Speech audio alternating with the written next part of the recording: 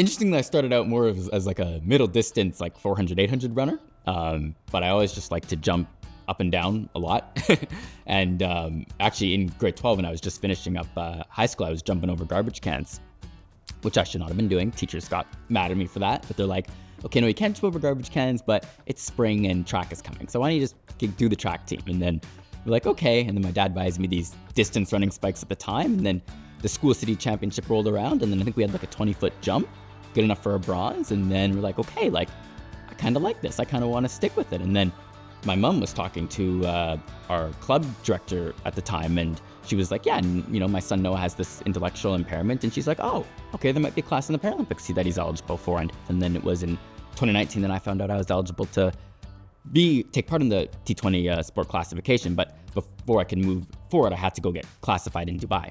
From September of 2022, I remember saying like to my dad and my coach, I'm gonna have to work really hard like crazy in order by July 17th of 2023 if I want to get a good jump. Going into that year, my goal was to be top 4 at the World Para Championship, because that's what opens up a male qualifying spot for the Paralympic Games. So that 4th place spot was really what I was working towards. I kind of knew what I had to jump to kind of get there, but then the day of competition, we got a 7:35 leap, and that was good enough for a silver medal and a PB and a Canadian record, and we went above and beyond my expectations. I don't know, I think both my parents have always been pretty positive about life, and I think their positivity has just kind of transferred down to me and my sister. And so like, especially in high school, I'm like, I can't be negative and be just walking around, oh, I have an intellectual impairment. I wanted to like, okay, I'm gonna be positive, I'm gonna make the best out of life, and I'm gonna try new things, and I'm not gonna let just having an intellectual disability, stop me from maybe doing things that typically people don't do, like in school drama, or being the valedictorian, or now like, pursuing parasport and para-athletics. No Canadian with an intellectual impairment has made a Paralympic team. So I guess this is kind of like the next big thing I'm doing that someone with an intellectual impairment in Canada hasn't done before.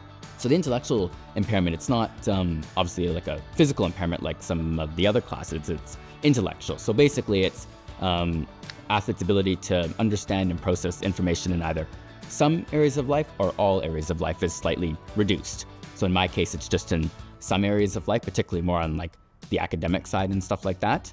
There's definitely a lot more Canadians out there who have intellectual impairment who actually probably could be talented athletes, but they're just not aware the class even exists. So people can be made aware of it as early as possible and be like, okay, wow, I didn't know that, I want to try and get a part of the Paralympics because, Noah was able to do it. So the main goal is just kind of throughout my sport career from 2024 up until LA 2028 is really building that awareness so people can be, oh, wow, I didn't know that, or a parent can be like, I want my child to maybe get a part of this. So, yeah.